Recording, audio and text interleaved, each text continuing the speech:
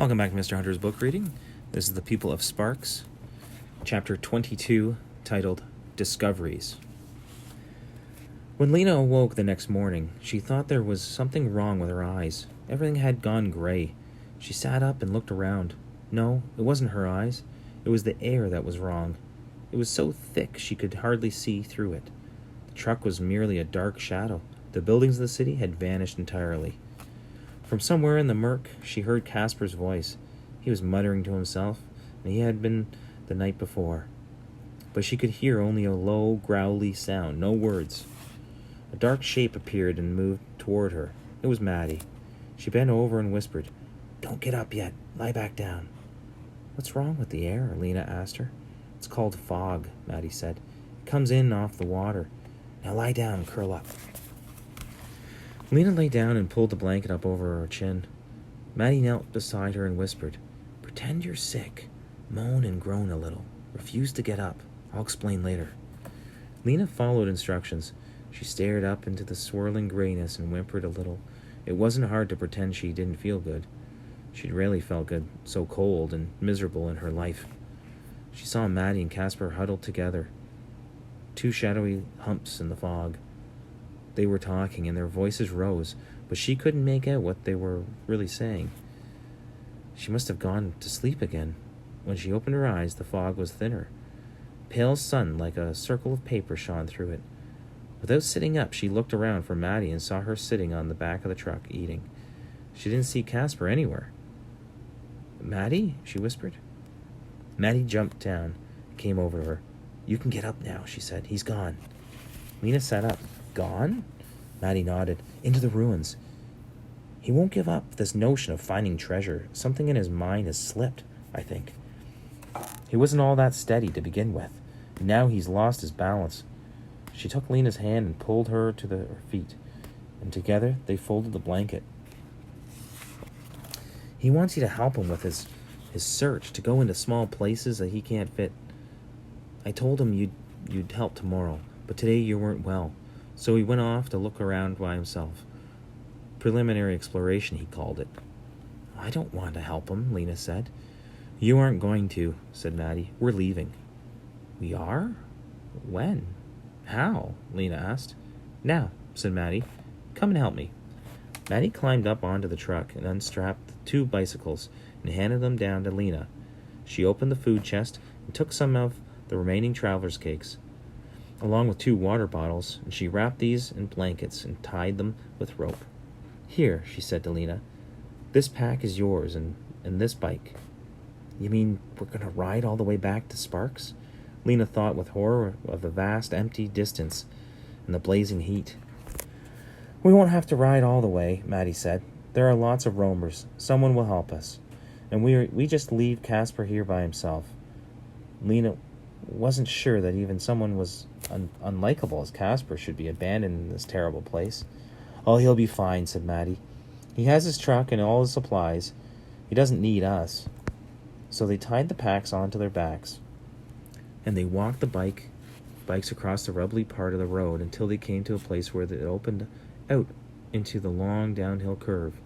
Just then the fog lifted and the air came clear.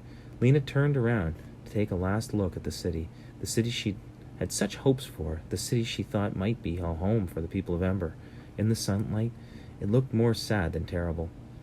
Over the rolling, grass-covered mounds, skeletons of old towers stood like watchmen. The trees bent their backs before the wind, and the wind swept ripples across the surface of the green water that wrapped around the city's edge. Maybe, thought Lena, the sparkling city she'd seen in her mind was a vision from the distant future, not just the distant past.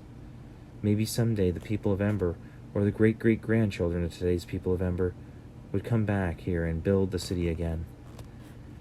"All right," said Maddie, "let's ride." Lena flung her leg over her bike and settled herself on the seat. This was a bigger bike than the one she was used to, and she gripped the handlebars, gave a push with her foot, and she was off. From the start, the bike moved so fast she hardly had to pedal. She zoomed forward, going far faster than her fastest running was. The wind in her face swept her hair out behind her, shot through her clothes, and nearly peeled her back her eyelids. The bumps in the road made the handlebars buckle like something alive. She held on with a steel grip. It was absolutely terrifying and absolutely joyful. Down the long hill they went, and she and Maddie alone in the wind and the wide, empty highway. No need to pedal at all, only steer around broken places of bits of debris. The fast air came into Lena's mouth and buffeted down into her lungs, and she laughed out loud. It was such a glorious freedom.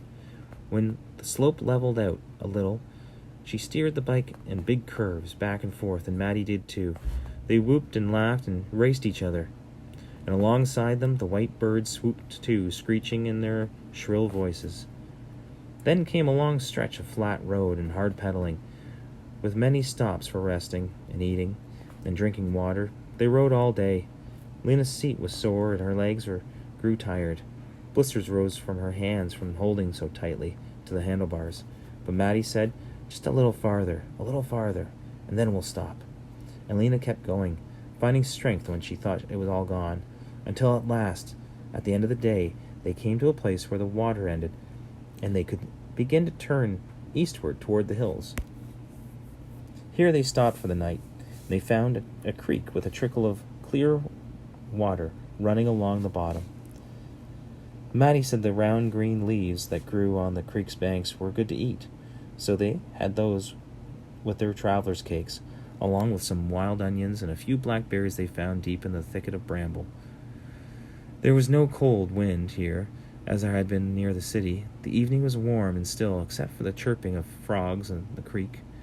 They spread their blankets on the ground. Somewhere in the dark, an owl hooted softly. Another answered. Maddie was lying on her back with her hands clasped over her wide stomach. To Lena, gazing at her profile against the sky, she looked like a small range of hills, solid and comforting. So Lena dared to ask a question that had been troubling her. "Maddie," she said, "could there ever be another disaster like the one that came before, or even worse? What if every single person and every single animal was killed?" "Oh, don't worry," said Maddie. "People didn't make life, so they can't destroy it.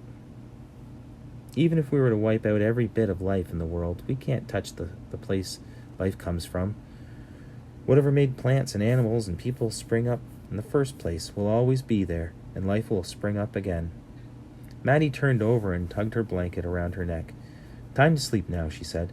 "More hard riding tomorrow." In the morning, they were on their way as soon as the sun rose. Lena groaned as she got on her bike again.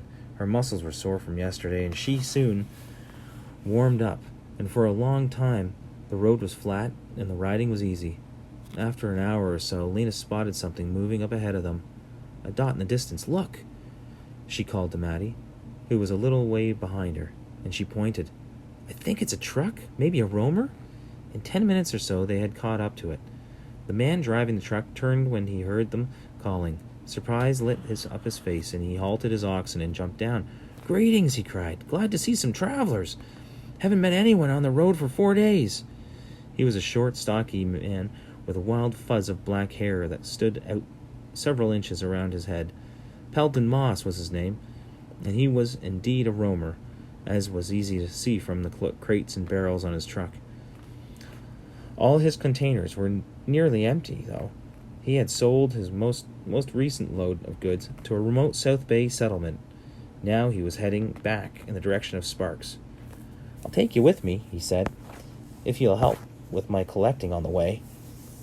And so for 5 days Lena got to be a roamer. At every ancient abandoned town they stopped and combed through the derelict houses. Not much was left.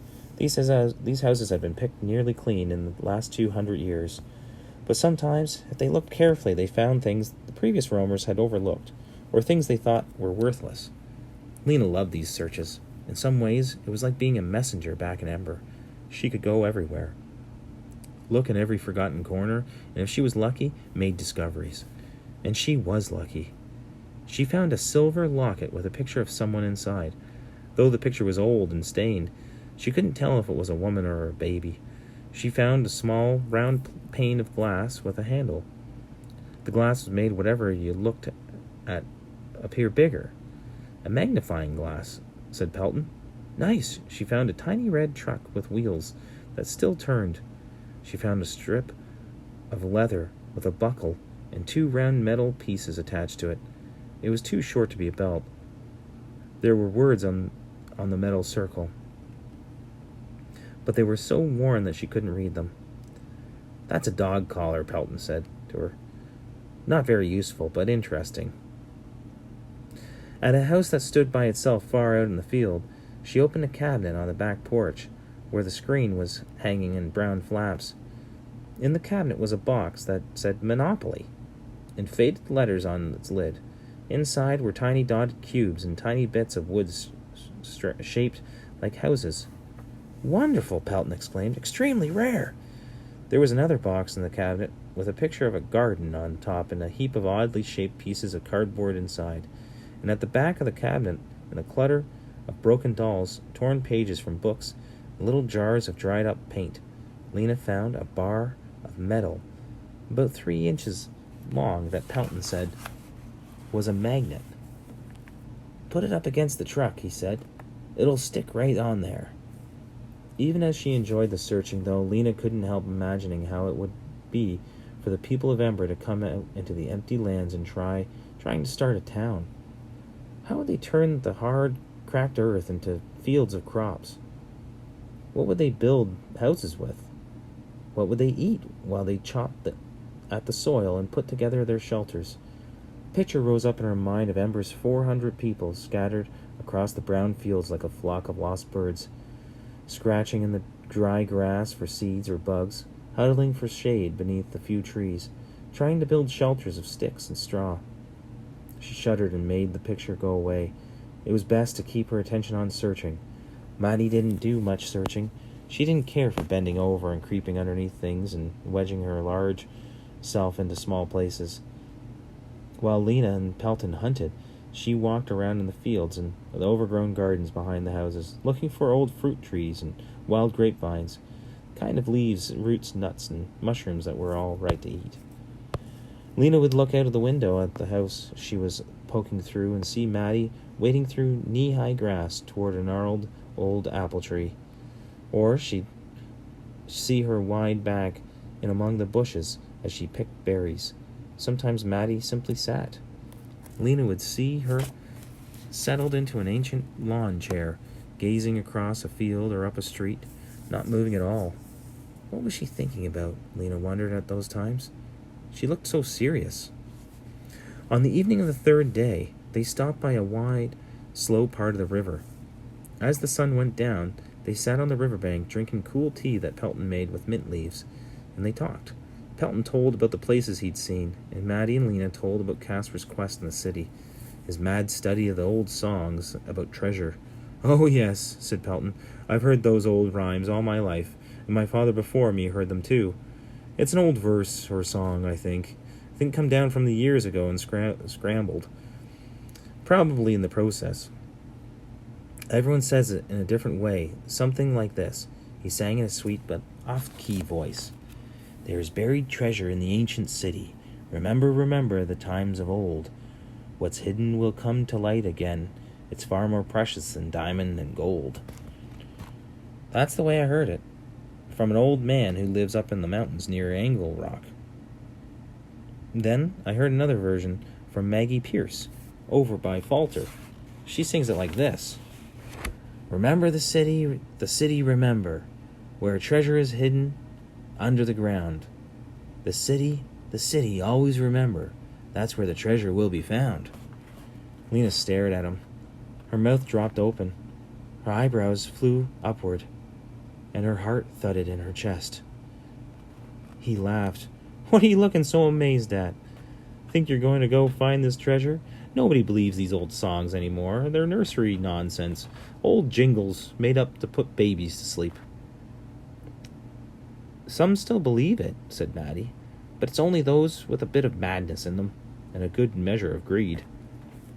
"That's right," said the roamer. "I've known a few like that. One of 'em was sure it was in the old city of Sanazay, I think that's how you say it, Sanazay, and spent his whole life digging through the ruins, looking for it. finally died when a chimney fell on him. Maddie snorted. Such nonsense people believe, she said. Lena was shaking her head. She began to smile. No, no, she said. No, you have it wrong. She laughed. She couldn't help it. It isn't nonsense. It's true. I'm sure. What she suddenly knew seemed so wonderful and astonishing that she leapt up and clapped her hands and laughed again. You're a silly one, said the roamer. I'm not silly. The city in the rhyme? It's the city I come from. The roamer cast a sideways glance at Maddie. What's the matter with her? He said. Has she got a fever? Maddie reached up for Lena's hand. Calm down now, she said. Tell us what you're talking about. Selena explained. Sing the first line again. The first line of the second song, she said. Pelton eyed her strangely, but he sang. Remember the city remember, where treasure is hidden and underground. That first line, said Lena. I'm sure it's meant to be remember the City of Ember. That's the name of my home. It was under the ground. Not sure I believe that, said Pelton. I think it's true, said Maddie. They all say it. All the ones who came from there. And what about the treasure, then? Pelton asked. It was us, cried Lena. We were the treasure. The people of Ember. She felt a swell of love all of a sudden for her old city. Sing that first song again, the last lines of it, Pelton sang. What's hidden will come to light again. It's far more precious than diamonds and gold. You see, said Lena, come to light. We came up into the light, and we were more precious than diamonds and gold because they thought we might be the last people, the only ones left. The three of them gazed at each other in wonder. I believe she's right, said Maddie at last. Maybe so, said Pelton. He stared curiously at Lena. You lived underground? So then for the rest of the evening, Lena told about the City of Ember, and how she had been a messenger there, and how she and Dune had found the way out. It was late when they finally lay down for the night. Lena couldn't sleep at first, thinking of the old songs and what they meant. Someone, long ago, had hoped that at least a few people would survive and had wanted them to remember her city and the treasure it held, the treasure that was most valuable of all. Herself, her family, and all the generations of people who had lived in it, that secret place. Their purpose, though they didn't know it, to make sure that human beings did not vanish from the world, no matter what happened above. And that's the end of the chapter.